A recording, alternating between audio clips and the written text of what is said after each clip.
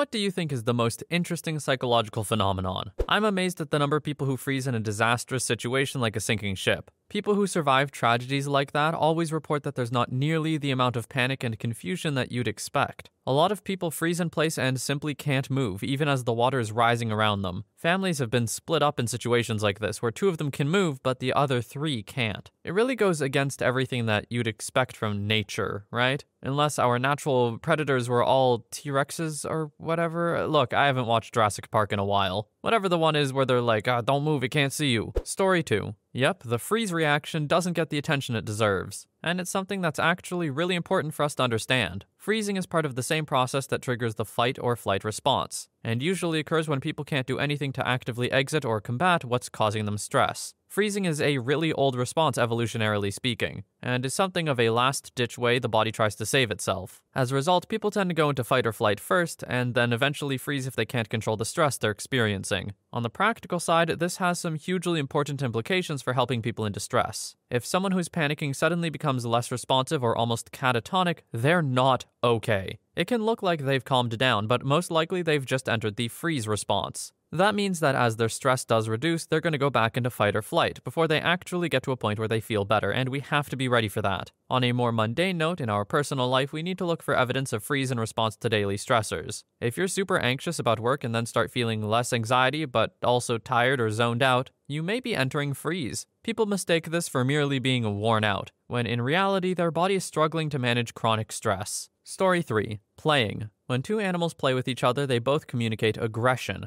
They show fangs, claws, they bite, they go for the neck, etc. Everything about it should communicate danger, but they never feel endangered, even when one animal accidentally hurts another. This happens even when animals are playing with animals they barely have known for some time. It blows my mind how the right context completely transforms all the communication between animals who play. Story 4. The amount that the words we use and think in change the way we act. People who speak Spanish are less likely to blame someone for dropping something, because the language is, the thing was dropped, rather than, you dropped the thing. Australian Aborigines have no words for left, right, etc. Instead, they use north, east, south, and west. As a result, they almost always know what direction they're facing, even inside buildings with no exterior view. Deaf children in Africa using a made-up sign language had not developed signs for describing positioning, under, over, to the right of, etc. And when tested, they could not find a hidden object, even when they watched it be hidden. They couldn't tell themselves in their own minds where to look for it, and so they couldn't find it. Story 5. Gambler's fallacy. Specifically, how the same series of events can lead to two different conclusions. Assume you have a perfectly fair coin. You toss it 5 times and you get 5 heads. You then ask 2 people what they think the 6th toss will be. Person A thinks that heads is obviously on a roll, so he bets on heads. Person B thinks that heads has appeared too many times, which means that tails has to come up, so he bets on tails. They're both wrong.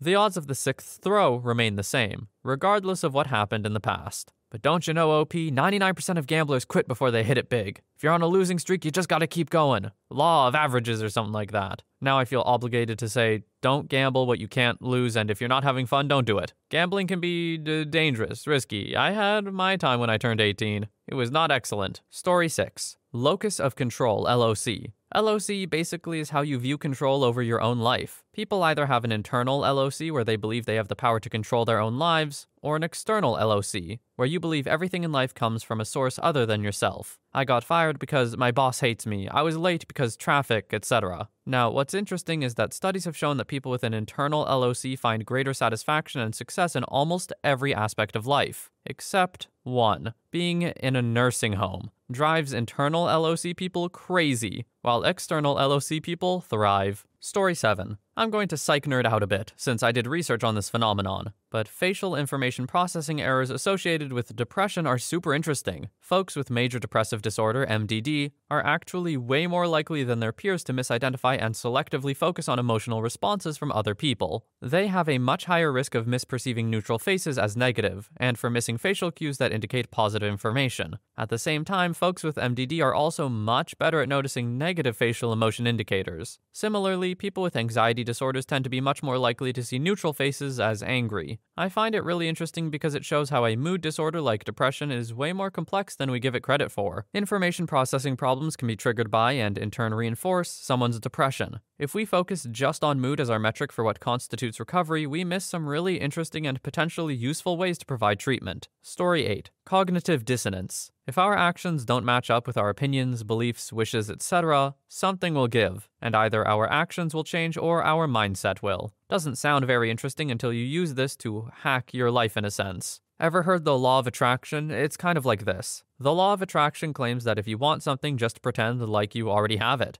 Envision that you have it and you live it. Want to lose weight? Envision you at your ideal weight every night. Sounds like complete BS, and in a sense it is. But it applies to cognitive dissonance, and if you play your cards right, it works. For me, I was a very shy person. I wanted to become talkative and get friends and guys. So I would tell myself, I'm not shy, people love me, I have tons of friends. My beliefs did not match up with my actions, I wouldn't talk to people. But eventually something gave and I started to act in accordance to my beliefs. Either you will give up on pretending or you will become how you believe yourself to be. Something to think about. Law of attraction isn't a proven thing, but cognitive dissonance is. This just sounds like pseudo-scientific manifesting. I don't know if I'm 100% sold on this, but lying to yourself, it works in some cases, I'll say that much. But I also feel like there are plenty of people who tell themselves things that simply aren't true, and then they never match up. Story 9. The effect of a person's environment, expectations, and upbringing on schizophrenia, specifically schizophrenics that hear voices or hallucinate. In a lot of societies, these voices are usually aggressive, dark, cruel, or they simply torture the one experiencing them, calling names and undermining them. In others, usually more spiritual societies, the voices are calm, benevolent, and actively trying to help the listener. It is thought that this is the result from how those societies see the schizophrenic. In most, it's seen as a horrible mental disease. In popular culture and media, even dangerous. This stigma gives the person involved a negative view of their condition, and causes them to internally demonize it. And exactly that creates the evil voices. They believe it is negative, so it becomes more negative. After all, the voices are a figment of their own imagination. In some cultures, schizophrenics aren't labeled that, but they're seen as shamans or priests or a gifted person with a strong spiritual connection. The voices are interpreted as guides, deceased ancestors, or even God itself. They don't perceive it as an evil, so the voices aren't evil. The person hearing them doesn't suffer that much from it. Of course, feeling a sense of grandeur because of your mental state is also not a healthy thing, but for the one involved, it is a better alternative than being tortured by voices telling you you're trash or that you should do horrible things, or just screaming and making noise. It can be treated with antipsychotics to a certain degree, but it would be lovely if one day we as a society could look at schizophrenia in a more healthy manner, just so that those who have it aren't as plagued by it, because they would have a more neutral view. I hope it is possible someday. That is a really nice idea for the future. I don't think it'll ever come to fruition, unfortunately. So many people are just scared of what they don't understand and as such call it evil or whatever. And until that goes away, then the whole thing won't change, but it's a nice thought. Story 10. Phantom limb syndrome. The ability to feel sensations and even pain in a limb or limbs that no longer exist. Phantom limb syndrome is characterized by both non-painful and painful sensations. Non-painful sensations can be divided into the perception of movement and the perception of external sensations. Exteroception,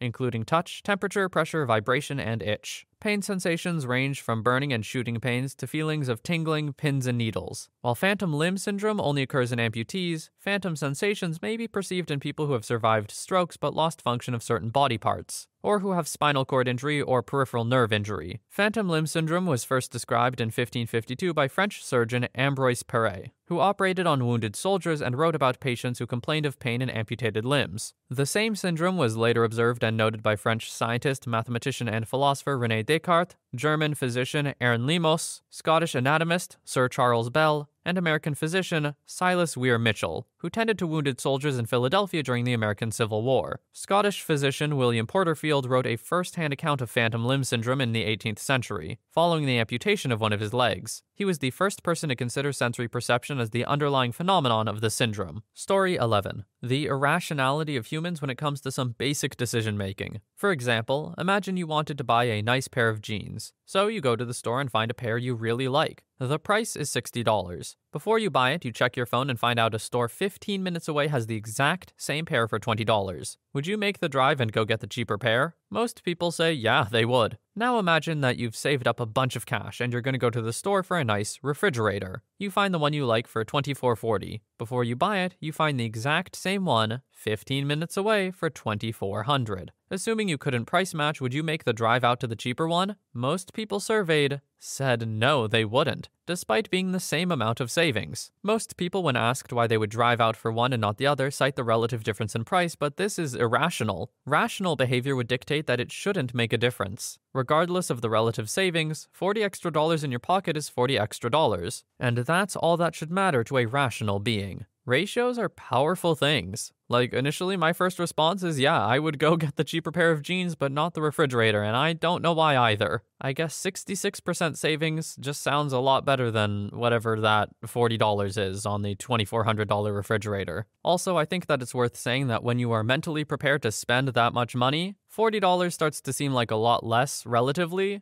Although, yes, okay, OP, irrational. Story 12. That last one is similar to an example one of my college professors gave once. Imagine you pull into a gas station to fill up your car, 12-gallon tank, and the gas costs $2.99 a gallon. As you're pulling up to the pump, you see the gas station across the street is $2.97 a gallon. Would you go across the street for the cheaper gas or stay at the one you're already at? A lot of people answered they would go to the cheaper one. The professor then asked a second question. Imagine instead of a cheaper gas station across the street, someone tells you that there is a quarter on the ground across the street. Would you go pick it up? No one in the class said they would. The professor then pointed out that by crossing the street for the cheaper gas, you would be saving yourself a total of 24 cents. And many people said they would do it, but the prospect of gaining 25 cents wasn't worth it to cross the street. The only difference is in the way you think about it. Story 13. The Baader-Meinhof phenomenon, otherwise known as frequency illusion or recency illusion. This phenomenon occurs when the thing you've just noticed, experienced, or been told about suddenly crops up constantly. It gives you the feeling that out of nowhere, pretty much everyone and their cousins are talking about the subject, or that it is swiftly surrounding you. And you're not crazy, you are totally seeing it more. But the thing is, of course, that's just because you're noticing it more. So yes, you see your car more often because you're looking for it without even knowing. It isn't that there are more of your car out there, you just notice it more. Every time I read about this phenomenon, I forget its name in a few days. But for those few days,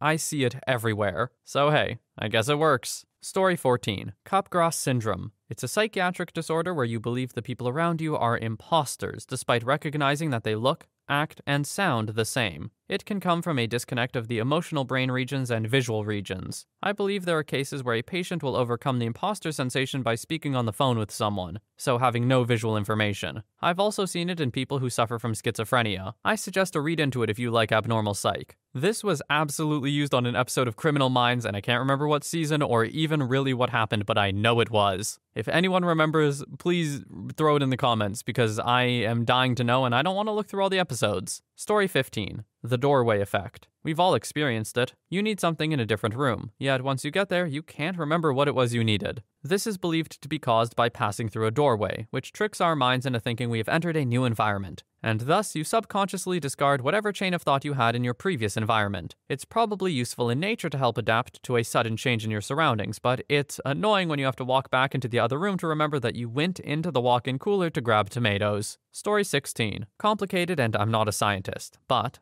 in split brain experiments, they sever the corpus callosum, which is like a little strap of brain that connects the two big right and left brain blobs together. When they do, all kinds of crazy stuff happens because you've got a thing with basically two half brains that can't communicate with each other anymore, but they're each controlling the body in different ways. If you show a split brain person a picture of an object located to the left of their visual field, such that the image is captured by the right brain usually won't have the language capacity to report back what it saw, so the person won't be able to name the object verbally, even though they will be able to pick up the matching object with their left hand. Right brain controls the left hand. If you show the same image to them so that it's projected to the left brain, they'll have no problem saying what it is, because for most people the left brain controls language. They'd also be able to pick up the correct object with their right hand in that case, but not their left. Left hand and right brain wouldn't know what the hell is happening. In order to identify an image that they saw with their right brain, they would need to 1. See with right brain, 2. Pick up with the left hand, 3. See the object they identified with their left brain, 4. Name the object they picked up. The crazy, purely psychological phenomenon is this. If you take a split brain person and show them two different images simultaneously so that the right brain sees one thing and the left brain sees another, and then tell them to point out the objects with their hands, then you show the person what the left hand was doing, in effect showing them what object the right brain identified, the person will invent an explanation for why they identified an object that they weren't naming out loud. Like if the left brain, which is capable of talking, saw a picture of a chicken, and the right brain saw a picture of a shovel, the person would say, "I saw a chicken," but they wouldn't be able to say, "I saw a shovel," because the two brains aren't communicating with each other. So if you present to the left brain the fact that, hey, you picked out shovel with your hand there, not chicken, what's that about? The left brain will say,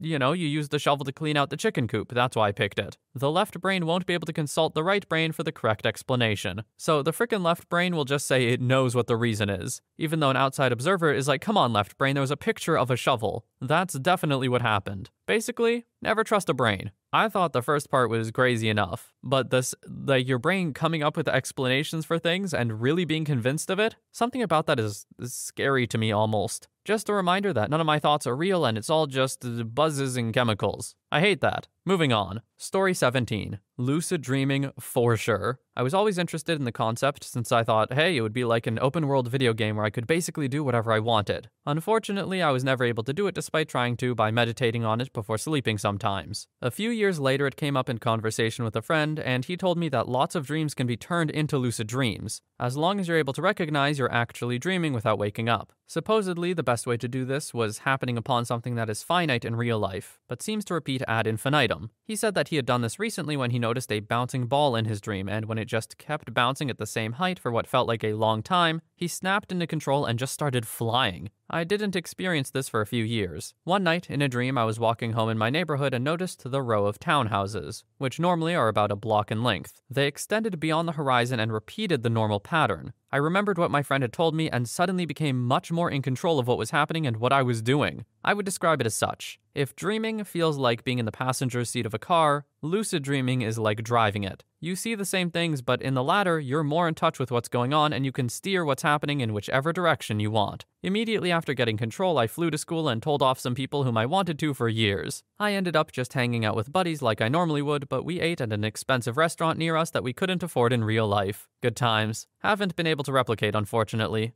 I'm so glad we end on this one because, your boy, narrator man, me, love lucid dreams. I think they're so cool. They're almost like 80% of the reason I went into psychology in university in my first year. When I was younger, I used to lucid dream like every single night if I wanted to the point where it would get kind of boring sometimes. So if I wanted to wake up, I would make a cliff and jump off it and die, and I would wake up immediately. And it would always be morning too. I could just straight up time skip my sleep. Anyway, I heard that another way that some people make it happen for them is by looking at clocks and watches all the time in real life. And then if you develop that habit, you will carry it over into your dream. And then when you look at a clock, it won't read consistently. Like you look at it, it says 3 o'clock, you turn away, you look back, and it says noon. And that's one way you can also realize you're dreaming. I'm not 100% sure on the validity of that. That's not how I got into it when I was younger. I don't know how I did. Can't do it anymore. But I have heard that works for some people, so try it out. And if it works, let me know. Anyway, this was a fascinating thread, so I hope you enjoyed it. And I also hope you have a wonderful day or night wherever you are, and I will see you in the next one.